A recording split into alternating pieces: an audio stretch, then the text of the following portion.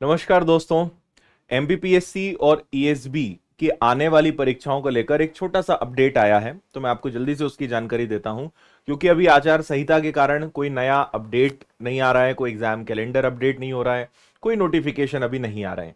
लेकिन जैसे ही आचार संहिता हटती है तो ईएसबी ने दो पार्ट में अपनी पूरी प्रक्रिया को बांटा है। उन्होंने एक तो एग्जाम कैलेंडर अपडेट कर दिया है, लेकिन आचार संहिता के दौरान उन्होंने एग्जाम कैलेंडर अपडेट किया था और उनका कहना था कि हमने सिर्फ वो भर्तियां इसमें दिखाई हैं जो आचार संहिता में जारी की जा सकती है। तो इसका यह मतलब हुआ कि अभी जून के बाद, यानी जब जून में आचार संहिता हट जाएगी तो उसके बाद कैलेंडर अपडेट होगा और ऐसी कई सारी भर्तियां जो पिछले 2-3 महीनों में उन्होंने कैलेंडर में नहीं डाली है वो आपको देखने को मिलेगी। इसी प्रकार एमपीपीएससी के भी एग्जाम होने थे, लेकिन उसको भी आगे बढ़ा दिया गया। तो एमपीपीएससी का जैसे असिस्टेंट प्रोफेसर का भी एक एग्जाम है, 70,000 से ज्यादा विद्यार्थियों ने उसमें फॉर्म भरे हैं। तो इसके अलावा बाकी जो सिविल सर्विसेज वाले एग्जाम्स हैं वो तो होना ही है। तो ये एग्जाम एमपीपीएससी लेने वाला है। यहाँ पे सारी चीजें लिखी हुई है, लेकिन मैं आपको बोलकर बता देता हूं, छोटे छोटे अक्षरों में है तो आपको पढ़ने में भी दिक्कत आएगी।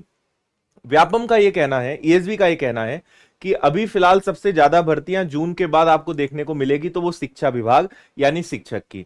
तो हम जानते हैं कि वर्ग 2 और वर्ग 3, तो वर्ग 2 की एक तो चयन परीक्षा पेंडिंग है और वर्ग 3 की तो मुख्य परीक्षा ही जो है, यानी जो मेन एग्जाम है वही अभी होना है। तो ये शिक्षा विभाग के अंतर्गत टीचर्स की जो एग्जाम्स हैं, जो रिक्रूटमेंट है, वो अभी ज्यादा होना है। लेकिन एमपी पुलिस कांस्टेबल नया वाला आना है, इसकी भी संभावना है। एमपीएसआई ईएसबी नहीं लेगा, इसलिए इनको मतलब नहीं है, वो पुलिस विभाग लेगा। और कल आपको याद हो तो मैंने एक एमपी पुलिस को लेकर भी वीडियो डाला था, जिसमें एमपी पुलिस के फिजिकल स्टार्ट होने वाले हैं उसकी जानकारी दी थी। और दूसरी तरफ पुलिस मुख्यालय जो है, पुलिस विभाग जो है, वो एमपीएसआई की भी अपनी प्रक्रिया लगभग पूरी कर चुका है।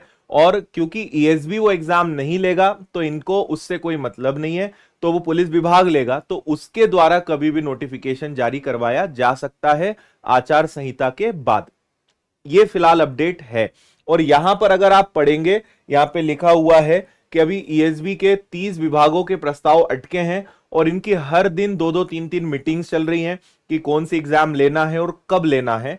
तो हम ऐसी उम्मीद कर सकते हैं कि जून के बाद आपको नोटिफिकेशंस लगातार देखने को मिलेंगे और वो भर्तियां जिनको हम काफी समय से इंतजार कर रहे हैं वो आपको यहां देखने को मिलेगी। क्योंकि पटवारी के बाद, यानी बात करूं मैं पिछले जून जुलाई में उसका जो रिजल्ट आया था और सारी चीजें थी, मतलब 1 साल से ज्यादा हो चुका है, मध्य प्रदेश में कोई परीक्षा ही नहीं हुई है ना, कोई नोटिफिकेशन जारी नहीं हुआ है। तो जून के बाद कैलेंडर भी अपडेट होगा, नए नोटिफिकेशंस भी आएंगे और शिक्षकों की भर्ती तो आना है, ये निश्चित रूप से तय है। जो कैलेंडर में उन्होंने दिया है वो भी आना है। महिला सुपरवाइजर है, इसकी वैकेंसी के आने के बहुत चांस है। तो ये सब हमें आचार संहिता लगने के बाद अपडेट्स और जारी होंगे और चीजें पता चलेंगी। उसके बाद मैं आपको और कंफर्मेशन के साथ सारी चीजें बताऊंगा।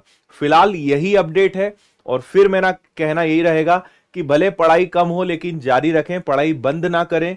क्योंकि जितना आप पढ़कर अपने आप को एक लेवल पर लाते हैं, बंद करने से वो लेवल वापस डाउन होता है। और अगर आपको लगता है कि आपकी पढ़ाई अच्छी हो चुकी है और अब मुझे पढ़ने की जरूरत नहीं है और काफी समय से आपने पढ़ाई बंद करके रखी है, एक टेस्ट पेपर लगा के देख लेना, आपको समझ में आ जाएगा कि पढ़ाई बंद करने के कितने नुकसान हैं, है ना। मैं बेशक इस बात को समझता हूं कि वैकेंसीज नहीं है तो उतना पढ़ने का मन नहीं करता है, और मैं भी आपसे कह रहा हूं कि अगर आपको केवल मध्य प्रदेश की परीक्षाओं में ही जाना है तो आप मत ज्यादा पढ़ाई करिए, बंद मत करिए। 1 घंटे 2 घंटे तो आप रोज पढ़िए ही, ताकि जो लेवल है वो मेंटेन रहेगा। क्योंकि जैसे ही नोटिफिकेशन आएंगे और आप अगर एकदम लंबे ब्रेक के बाद पढ़ना शुरू करेंगे तो आपको ऐसा महसूस होगा कि आप तो जीरो हो गए, वापस से शुरुआत करनी पड़ रही है। और इसीलिए एक और चीज मैं सबको सजेस्ट करता हूं कि जो एग्जाम सामने है उनकी परीक्षा की तैयारी आप करिए। जैसे रेलवे है, मैथ्स, रीजनिंग, जीएस, साइंस तो पढ़ने का आपके पास बहाना है। तो रेलवे की परीक्षा आपके सामने है, एसएससी, सीएचएसएल, अभी सीजीएल आ जाएगा, एमटीएस है, सीपीओ है। तो किसी ना किसी बहाने अपने आप को इंगेज रखिए ताकि तलवार की धार बनी रहे। जंग नहीं लगना चाहिए, नहीं तो सफलता लेना बहुत मुश्किल काम है ना। तो जितना हो सके किसी एग्जाम में अपने आप को इंगेज करिए, या थोड़ी बहुत ही सही, लेकिन पढ़ाई अपनी जारी रखिए। और कोई अपडेट आता है और कोई जानकारी आती है मैं आप तक जरूर पहुंचाऊंगा। Thank you.